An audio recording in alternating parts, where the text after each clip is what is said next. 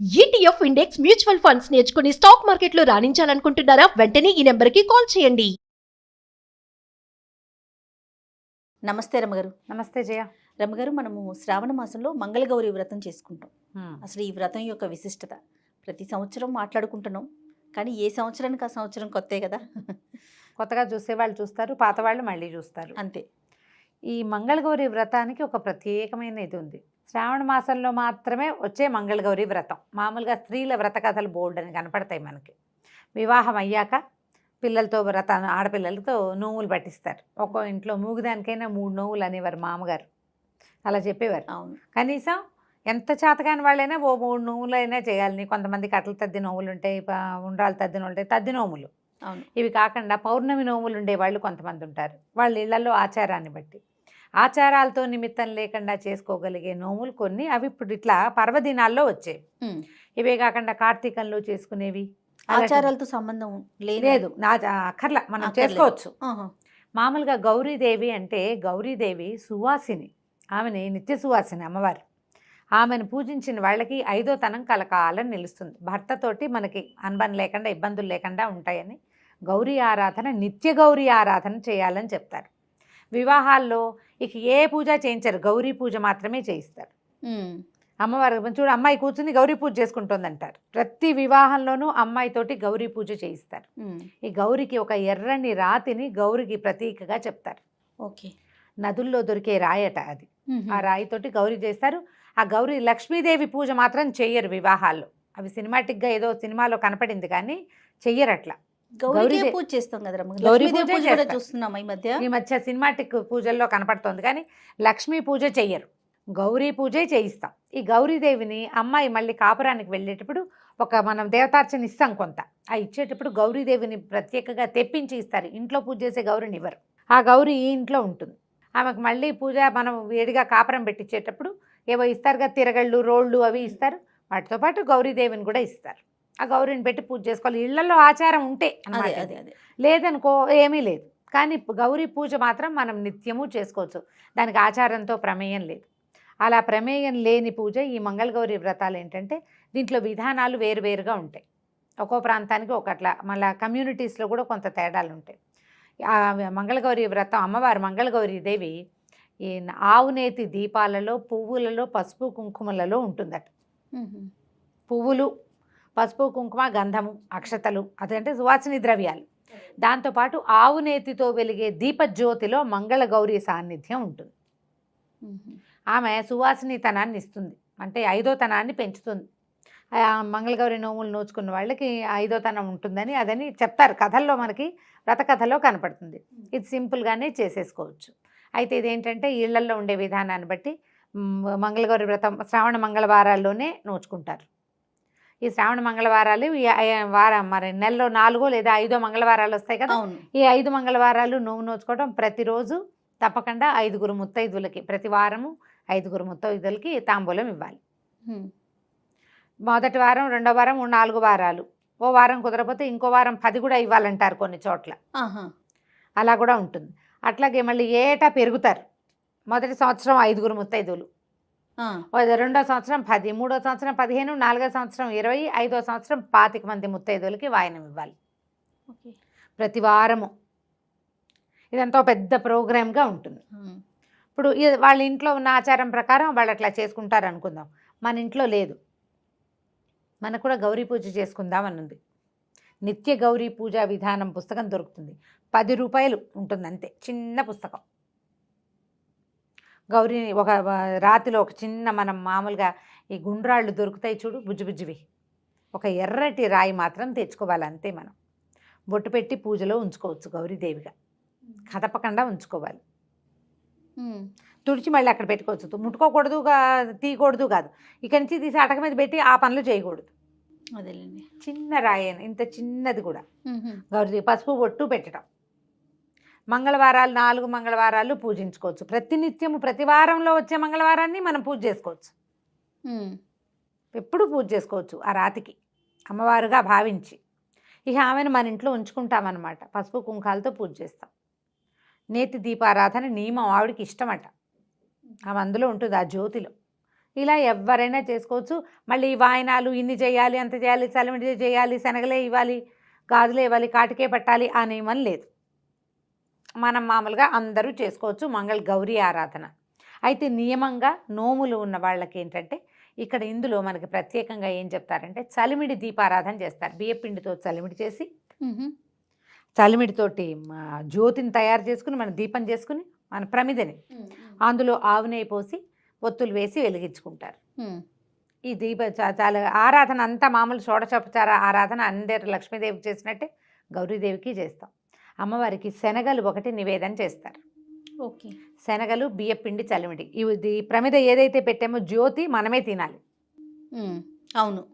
జ్యోతి ఎవరు నోవు నోచుకుంటారో వాళ్ళు తినేయాలి, తింటారు. వాళ్ళే ప్రసాదంగా స్వీకరించాలి. అయితే ఇప్పుడు నా చలిమిడేమో మనం అమ్మవారికి నివేదన చేయటం, అందరికీ పంచిపెట్టడం. చలిమిడి శనగలు వాయనంగా ఇస్తాం. ఈ శనగల్ని చలిమిడిని కూడా అమ్మవారికి నివేదన చేసినాక దాన్ని మనం వాయనం చేస్తాం. అరటిపళ్ళు, తమలపాకులు, వర్షాకాలం కాబట్టి ఇప్పుడు కొంచెం కమలాలు అవి వస్తాయి, అవి ఇవ్వచ్చు. మన శక్తిని అనుసరించి కొబ్బరికాయలు ఇవ్వచ్చు, జాకెట్ బట్టలు ఇవ్వచ్చు, మన ఓపిక. అయితే దీంతో ప్రధానంగా ఇచ్చేది ఏంటంటే మనం ఈ మంగళగౌరికి సంబంధించిన కథ చదువుకుంటాం. మామూలు స్త్రీల వ్రత కథలన్నిటికీ పూజ అయిపోయాక తోరం కట్టుకుని తోర పూజ చేయటం, ఆ తోరం చేతికి కట్టుకున్నాక కథ వినాలి అక్షింతలు చేత్తో పుచ్చుకొని. ఈ చేతిలో ఉన్న అక్షింతల్ని కొన్ని దేవి మీద వేసి కొన్ని మన మీద వేసుకుంటాం. అప్పుడే ఫలితం లభిస్తుందని చెప్తారు. ఈ అక్షింతలు పట్టుకున్నాక దీని మీద ఏం చేస్తారంటే ఈ దీపము వెలుగుతూ ఉంటుంది కదా, ఆవునేతి దీపం, ఆ దీపం మీదకు ఒక కత్తి కానీ అట్లకాడ కానీ చూపిస్తారు. దీపారాధన మీద మనం ఏదైనా ఒక వస్తువు పెడితే ఏమవుతుందంటే పొగ బారుతుంది, నల్లగా అవుతుంది కదా, కాటుక. ఈ మంగళవారపు కాటుక చాలా విశేషమైంది. ఈ కాటుక ధరిస్తే ఎన్నో రకాల జబ్బులు తగ్గుతాయి అంటారు. 5వ తనం పెరుగుతుంది. స్త్రీలు తప్పకుండా కాటుక ధరించాలి కదా, అది సువాసిని ద్రవ్యాల్లో కాటుక కూడా ఉంటుంది. కాటుక పెట్టుకోవాలి.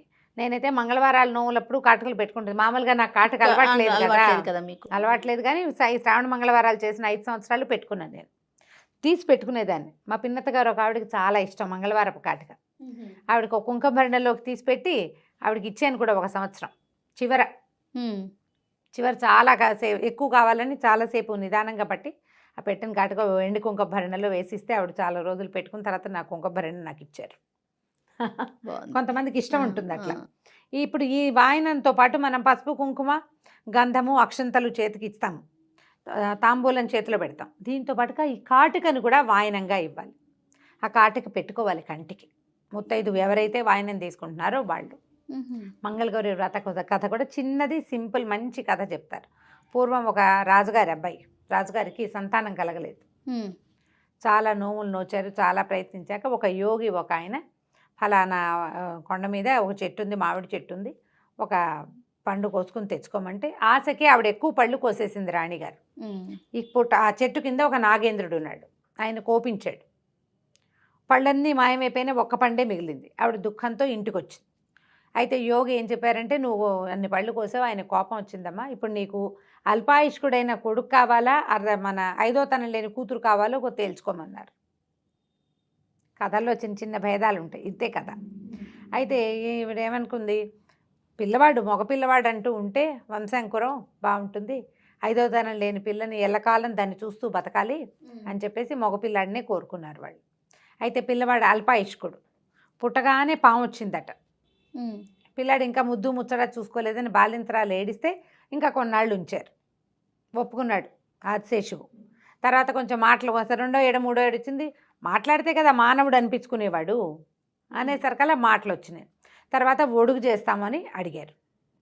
వివాహ వయసు వచ్చేదాకా ఉంచమని బతిమలాడింది. సరేనన్నారు. అప్పట్లో వివాహ వయసు ఏమిటి, 7 ఏళ్లకి ఉపనయనం చేసేవాళ్ళు, 14 ఏళ్లకి పెళ్లి చేసేవాళ్ళు. ఉపనయనం అయ్యాక ఆ అబ్బాయి గాయత్రి చేసుకుని చక్కగా వీరోచిత విద్యలు నేర్చుకుంటే తల్లి ఏడిచేదిట రోజు.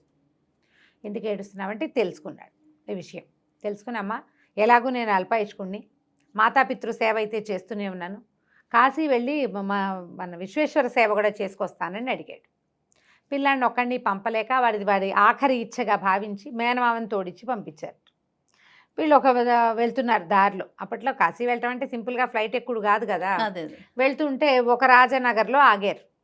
ఆగితే అక్కడ రాజుగారి అమ్మాయి, మంత్రి గారి అమ్మాయి వాళ్ళు ఆటలాడుకుంటున్నారు ఉద్యానవనంలో. ఆడుకుంటుంటే రకార మకార ప్రయోగాలు ఏవో వచ్చినాయి. పిల్లలు తిట్టుకుంటారు కదా, తిట్టుకుంటే ఆ అమ్మాయి ఏమందంటే మా ఇంట్లో మకారాలు ఉండవు, ఎందుకంటే మా అమ్మ మంగళగౌరి నోము నోచుకుంటుంది, నాతోటి కూడా నోవిస్తుంది, రేపు నా పెళ్ళిలో మా అమ్మాయి అన్న వాయనం ఇస్తుంది నాకు, తర్వాత నేను కూడా నోచుకుంటాను, మా ఇంట్లో అదే 5వ తనం లోపించదు, ఇట్టడి పిచ్చి తిట్లు తిట్టద్దంతే. ఈ మాటలు విన్నారు వాళ్ళు. ఈ పిల్లని పెళ్లి చేసుకుంటే బాగుంటుంది, వీళ్ళకి 5వ తనం ఉంటుంది వీళ్ళ కుటుంబంలో. అయితే ఏమైంది, అనుకోకుండా ఆ అమ్మాయి పెళ్ళి ఆగిపోయింది. మర్నాడు జరగవలసిన రాజకుమార్తె వివాహం ఆగిపోతే ఎవరైనా రాజకుమారుడు ఉన్నాడా నగరంలో అని వెతికి మేనమావతో వచ్చిన ఈ పిల్లాడికి ఇచ్చి తాత్కాలికంగా వివాహం చేశారు. గబగబా పెళ్లి చేసేశారు. మేము కాశీ ప్రయాణం ఉందని చెప్పినా సరే పెళ్లి చేసుకున్నారు. పెళ్ళయిన తర్వాత ఆ రోజు రాత్రి ఆ పిల్లవాడిని ఒక గదిలో శయనింపజేసి ఈ అమ్మాయిని కూడా గదిలోకి పంపించారు. పంపిస్తే అమ్మాయి వాళ్ళ అమ్మగారు ఏం చేస్తుందంటే, పెళ్లిలో మంగళగౌరి ఇప్పుడు నోవు చేసుకుంటే దీని ఉద్యాపన ఎలా చేయాలి, కుమార్తెలకి లేదా ఎవరైనా పెళ్లి కూతురికి వివాహంలో అప్పచెప్తారు. దానికి ఏంటంటే 13 జతల నేతరసలు, కొన్ని చోట్ల 33 జతల నేతరసలు కూడా ఇస్తారు. ఇత్తడి గిన్నె నిండా అరిసెలు పోసి వాసన కట్టి మంగళసూత్రాలు లక్కజోళ్ళు అవన్నీ ఇచ్చి పెళ్లి కూతురికి అప్పచెప్పాలి. నోము ఉద్యాపన అది సొంత కూతురే అవ్వక్కర్లా, ఎవరైనా పెళ్లి కూతుళ్ళకి ఇవ్వచ్చు. ఈ అమ్మాయికి అప్పచెప్పింది. అప్పచెప్తే ఆ లక్కజోళ్ళు అవి మెళ్ళో వేసుకుంది పాప, చిన్నపిల్ల రాజుగారు అమ్మాయి. మంగళగౌరి కల్లోకి వచ్చింది, నీ భర్తకి ఇది ఉందమ్మా, మరణగండ ఉంది, సర్పం వస్తుంది, ఓ పాలకుండ తెచ్చిపెట్టు, సర్పం పాలు తాగుతుంది, అది పాలు కుండలోకి వెళ్ళగానే వాసన కట్టేసి రేపొద్దున్నే మీ అమ్మకి వాయనం ఇద్దుగానది అని చెప్పేసరికల్లా సరేనంది. ఈ లోపల సర్పం నిజంగానే వచ్చింది. ఈ అమ్మాయి దండం పెట్టి పాలకుండ పెట్టింది. పాల కోసం సర్పం కుండలోకి వెళ్ళింది. వెళ్ళగానే కుండకి వాసన కట్టేసింది. అమ్మాయి వాసన కట్టేసింది. భర్త దగ్గర పడుకుంది. అతని దారిని అతను పడుకున్నాడు, అమ్మాయి దారిని అమ్మాయి పడుకుంది. తెల్లవారేసరికల్లా వాళ్ళు కాశీ ప్రయాణం కథ చెప్పారు. వాళ్ళు పొద్దున్నే లేచి వెళ్ళిపోయారు. ఈ పిల్లకి భర్త కనపడలేదు. అయితే ఈ కుండని ఏం చేసిందట, అమ్మాయి వాసన కట్టింది కానీ పైన పెట్టింది అటక మీద. అటక మీద పెట్టడానికి ఎత్తుగా ఏమీ లేక ఆ పడుకున్న వాడి తొడ మీద ఒక కాలేసి ఎక్కిందట పైకి. అమ్మాయి పారాని గుర్తు కాలు మీద పడింది అనమాట. అతనికి నిద్రపోతున్నాడు, వెళ్ళిపోయాడు. ఇక భర్త రాల. ఈ అమ్మాయి ఏమో భర్త కోసం వెయిట్ చేయటం మొదలుపెట్టింది. రాజుగారు అన్నారు, అదేదో తాత్కాలిక పెళ్ళి, సుముహూర్తం బాగుందని చేసాము, వేరే సంబంధం చూస్తామంటే అమ్మాయి ఒప్పుకోలేదు. పెళ్ళైపోయింది, నాకు మంగళగౌరీదేవి కనపడింది అని చెప్పింది. కొద్ది రోజుల తర్వాత వీళ్ళు కాశీకి వెళ్ళారు. అతనికి కల వచ్చేదట ఎంతసేపు, ఎవరో కొంతమంది యమభట్టులు తన కోసం వచ్చినట్టు, అక్కడి నుంచి గౌరీ స్వరూపాలుగా ఉన్నటువంటి దేవతా స్త్రీలు వాళ్ళతో పోరాడుతున్నట్టు, వాళ్ళు యుద్ధం చేసుకుంటున్నట్టుగా కల వచ్చేది. కాశీ ప్రయాణం అయింది. మామయ్యకి చెప్పాడు, అమ్మాయి నా మామయ్య ఇట్లా కలొస్తోంది నాకని. ఈయన ఆ పిల్ల వల్లేనని భావించాడు. కాశీ ప్రయాణం అయింది, మళ్ళీ తిరిగి దారి పట్టారు. అయితే ఈ అమ్మాయి ఏమందంటే, నా భర్త ఎవరో తెలీదు, ఊరు పేరు కనుక్కోలేదు, రాజకుమారుడు అని తెలిసి పెళ్లి చేసుకున్నారు అంతే, కాబట్టి ఎవరైనా యాత్రికుల్లో రావచ్చు, అందుకని ఓ సత్రం కట్టించు, నేను అందరికీ అన్నదానం చేస్తాను అని చెప్పింది. సత్రంలోనే ఉండేది రాజకుమార్తె. వచ్చిన వాళ్ళందరికీ తాంబూలం ఇచ్చేది భర్తను గుర్తుపట్టడానికి. ఆ పెళ్ళప్పుడు ఓ ఉంగరం పెట్టారు. ఉంగరం ఆనవాళ్ళు ఉంది, మనిషిని వేగంగా గుర్తుపట్టగలరు. తాంబూలం ఇవ్వాలి అంటే చేతి వేళ్ళు చూస్తారు తప్పకుండా. ఓహో, అందుకని తాంబూలం ఇస్తానని చెప్పింది. ఈ ప్రతిరోజు వచ్చిన వాళ్ళకి తాంబూలాలు ఇచ్చి దండం పెట్టి అక్షంతలు వేయించుకునేది. ఒకరోజు నిజంగానే భర్త మేనమామ ఇద్దరు వచ్చారు. వచ్చేసరికి గుర్తుపట్టింది, ఇతను నా భర్త అని. అయితే వాళ్ళు కూడా ఒప్పుకున్నారు. అతని కాలు మీద ఆ పారాణి అచ్చు మాత్రం అలాగే ఉండిపోయింది, ఎంత తోమినా పోలేదట. ఆ గుర్తుతోటి ఈ అమ్మాయే తన భార్యని అతను ఒప్పుకున్నాడు, పెళ్లి చేసుకున్నాం మేమని. తర్వాత రాజుగారు సంతోషించి తర్వాత అప్పుడు ఈ పిల్ల ఈ కథ అంతా చెప్పిందనమాట. చెప్పి ఆ కుండలో ఏం పెట్టింది, పావుని కట్టేసింది కదా, ఆ కుండ తీసింది భర్త వచ్చాక. సరిగ్గా మళ్ళీ శ్రావణ మాసం జరిగిందనమాట, ఏడాది పట్టింది.